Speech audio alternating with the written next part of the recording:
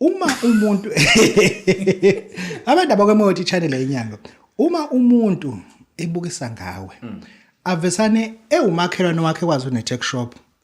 avumele iPakistan iSomalia ukuthi izobeka i-tech shop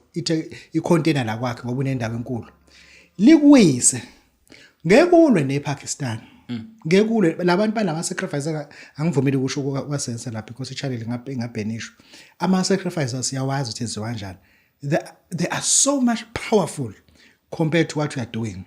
when into ozoyenza thatha nanku lo muthi lo ungiphathele 2000 rand ngikunika itshelo omgodi ufika uphalaze musi yogqiba emgodini musi yava even le mali ayinikwe le Pakistan ufuna bese ninga indawo kume yonke into